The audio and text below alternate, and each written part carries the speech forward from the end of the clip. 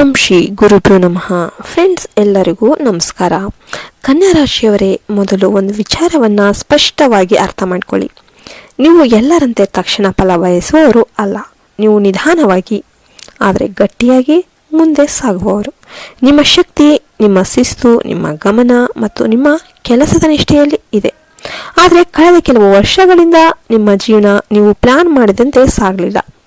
ಅಂದರೆ ಅದು ನಿಮ್ಮ ಅಸಮರ್ಥತೆ ಅಲ್ಲ, ಕಾಲಗ್ರಹಗಳ ಒತ್ತಡ ನಿಮ್ಮ ಮೇಲೆ ಜಾಸ್ತಿಯಾಗಿತ್ತು. ನೀವು ಎಷ್ಟು ಸರಿಯಾಗಿ ನಡೆದುಕೊಂಡ್ರು ತಪ್ಪಾಗಿ ಅರ್ಥ ಮಾಡಿಕೊಳ್ಳುವವರು ನಿಮ್ಮ ಸುತ್ತ ಯಾವಾಗಲೂ ಇದ್ದಾನೆ ಇದ್ರು.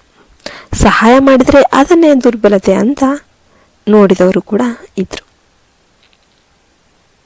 ಮನಸ್ಸಿನೊಳಗೆ ಎಷ್ಟು ಒತ್ತಡ ಇದ್ರೂ ಕೂಡ ನೀವು ಅದನ್ನು ಹೊರಗಡೆ ತೋರಿಸದೆ ನಗುತ್ತಾ ಹಾಗೆ ಜೀವನ ಮಾಡ್ಕೊತ ಹೋಗ್ತಾ ಇದ್ರಿ.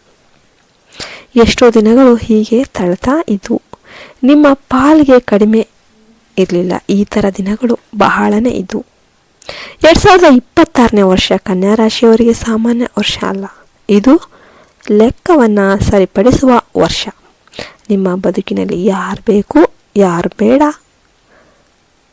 ಅನ್ನೋದನ್ನ ಸ್ಪಷ್ಟವಾಗಿ ನಿಮಗೆ ಗೊತ್ತುಪಡಿಸುವ ಕಾಲ ಇದಾಗಿರುತ್ತೆ.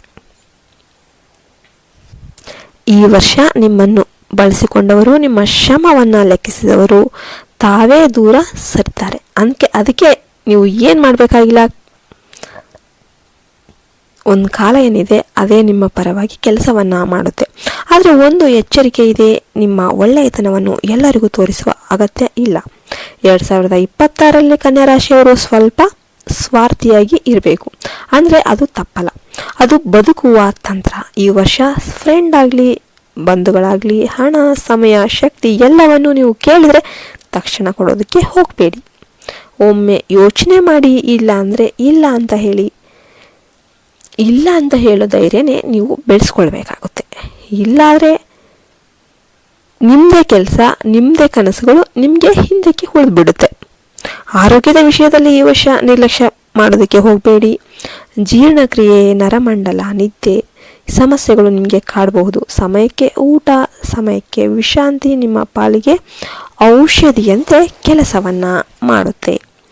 ಗ್ರಹಾಧಿಪತಿ ಬುಧನ ಪ್ರಭಾವದಿಂದ ನಿಮ್ಮ ಬುದ್ಧಿ ತೀಕ್ಷ್ಣವಾಗುತ್ತೆ. ಆದರೆ ಅತಿಯಾದ ಯೋಚನೆ ನಿಮ್ಮ ಶತ್ರು ಆಗಬಹುದು. ಒಂದೇ ವಿಚಾರವನ್ನು ಮತ್ತೆ ಮತ್ತೆ ಯೋಚನೆ ಮಾಡಿ ಮನಸ್ಸನ್ನು ಹಿಂಸೆ ಮಾಡೋದಕ್ಕೆ ಹೋಗಬೇಡಿ. ಕೆಲಸದ ವಿಷಯದಲ್ಲಿ ಈ ವರ್ಷ ನಿಧಾನವಾಗಿ ಆದರೆ ಸ್ಥಿರವಾಗಿ ಬೆಳವಣಿಗೆ ಅನ್ನೋದು ಕಾಣಿಸುತ್ತೆ. ಹೊಸ ಅವಕಾಶಗಳು ಬರುತ್ತೆ, ಆದರೆ ಅವು ಚಿನ್ನದ ತಟ್ಟೆಯಲ್ಲಿ ಬರೋದಿಲ್ಲ. ನಿಮ್ಮ ಪರಿಶ್ರಮವನ್ನು ಪರೀಕ್ಷಿಸಿದ ನಂತರನೇ ನಿಮಗೆ ಫಲ ಅನ್ನೋದು ಸಿಗುತ್ತೆ. ವಿಶೇಷವಾಗಿ ಜೂನ್ 3ನೇ ತಾರೀಕು ಅದ ನಂತರ ನಿಮಗೆ ಲಾಭ ಸ್ಥಾನಕ್ಕೆ ಗುರು ಬಲವಾಗಿ ಪ್ರವೇಶವನ್ನು ಮಾಡ್ತಾನೆ. ಇದು ಕನ್ಯಾ ರಾಶಿಯವರಿಗೆ ದೊಡ್ಡವರ. ಈ ಸಮಯದಲ್ಲಿ ನಿಮ್ಮ ಆದಾಯ ಹೆಚ್ಚಾಗುವ ಸೂಚನೆ ಇದೆ.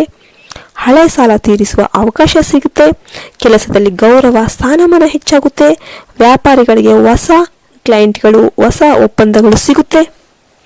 ಉದ್ಯೋಗಸ್ಥರಿಗೆ ಪ್ರಮೋಷನ್ ಅಥವಾ ಆದಾಯ ಹೆಚ್ಚಳದ ಯೋಗ ಇದೆ. ಆದರೆ ಹಣ ಬಂದ ತಕ್ಷಣ ಎಲ್ಲರಿಗೂ ಹೇಳ್ಕೊಳ್ಳೋದಕ್ಕೆ ನೀವು ಹೋಗಬೇಡಿ. ಕಣ್ಣು ದೃಷ್ಟಿ ಕನ್ಯಾ ರಾಶಿಯವರಿಗೆ ಬೇಗ ಆಗಿಬಿಡುತ್ತೆ.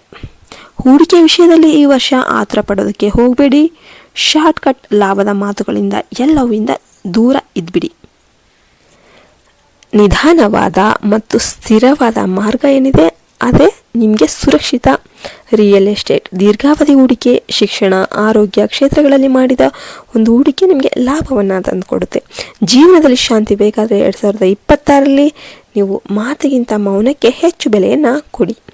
ಎಲ್ಲವನ್ನ ಸರಿಪಡಿಸಬೇಕು, ಎಲ್ಲವನ್ನ ಬದಲಿಸಬೇಕು ಎನ್ನುವ ಒಂದು ಜವಾಬ್ದಾರಿ ನಿಮ್ಮದು ಅಲ್ಲ. ನಿಮ್ಮ ಕೆಲಸ, ನಿಮ್ಮ ಕರ್ತವ್ಯ, ನಿಮ್ಮ ಬೆಳವಣಿಗೆ, ಇದ್ರ ಮೇಲೆ ನೀವು ಗಮನವನ್ನು ಕೊಡಿ. ದೈವಿಕ ಪರಿಹಾರಕ್ಕಾಗಿ ಬುಧವಾರದ ದಿನ ನೀವು ಹಸಿರು ಬಣ್ಣದ ಬಟ್ಟೆ ಧರಿಸಿ ಗಣಪತಿ ಅಥವಾ ವಿಷ್ಣು ಆರಾಧನೆ ಮಾಡಿ. ಸಾಧ್ಯವಾದಷ್ಟು ಸುಳ್ಳು ಮಾತುಗಳಿಂದ ದೂರ ಇರಿ. ಸತ್ಯ ಮತ್ತು ಶುದ್ಧತೆ ನಿಮ್ಮ ದೊಡ್ಡ ರಕ್ಷಾ ಕವಚ ಆಗಿರಲಿ. ಈ ವರ್ಷ ನೀವು ಕೈಲಾದಷ್ಟು ಬಡ ವಿದ್ಯಾರ್ಥಿಗಳಿಗೆ ನೀವು ಕೈಲಾದಷ್ಟು ದಾನವನ್ನು ಮಾಡಿ, ಪುಸ್ತಕ ಕೊಡಿಸಿ, ಫೀಸ್ ಕಟ್ಟಿ. ಇದೆಲ್ಲವೂ ಕೂಡ ನಿಮಗೆ ಆಶೀರ್ವಾದವಾಗಿ ಮರಳುತ್ತೆ. 2026 ನಿಮ್ಮನ್ನು ಕೆಂಗೆಡಿಸುವ ವರ್ಷ ಅಲ್ಲ. ನಿಮ್ಮ ಒಳಗಿನ ಶಕ್ತಿಯನ್ನು ನಿಮಗೆ ತೋರಿಸುವ ವರ್ಷ. ನೀವು ನಿಮ್ಮ ಮೌಲ್ಯವನ್ನು ನೀವೇ ಅರ್ಥ ಮಾಡಿಕೊಂಡ್ರೆ ಜಗತ್ತೇ ನಿಮ್ಮನ್ನು ಗೌರವ ಕೊಡುತ್ತೆ. ಆತರ ಮಾಡೋದಕ್ಕೆ ಹೋಗಬೇಡಿ, ಆತಂಕ ಪಡೋದಕ್ಕೆ ಹೋಗಬೇಡಿ. ಶಾಂತವಾಗಿ ನಿರ್ಧಾರ ಮಾಡಿ ನಿಮ್ಮ ದಾರಿಯಲ್ಲಿ ಮುಂದೆ ನಡೀರಿ. ಯಶಸ್ಸು ನಿಧಾನವಾಗಿ ಆದರೆ ಖಚಿತವಾಗಿ ನಿಮ್ಮನ್ನು ತಲುಪುತ್ತೆ. ಎಲ್ಲರಿಗೂ ಶುಭವಾಗಲಿ ಎಂದು ಹೇಳ್ತಾ ನಾನು ಈ ವಿಡಿಯೋವನ್ನು ಮುಗಿಸ್ತಾ ಇದ್ದೇನೆ. ಜೈ ಹಿಂದ್, ಜೈ ಭಾರತ್ ಮಾತೆ. ಹರಿ ಓಂ ತತ್ಸತ್. ಸರ್ವೇ ಜನೋ ಸುಖಿನೋ ಭವಂತು.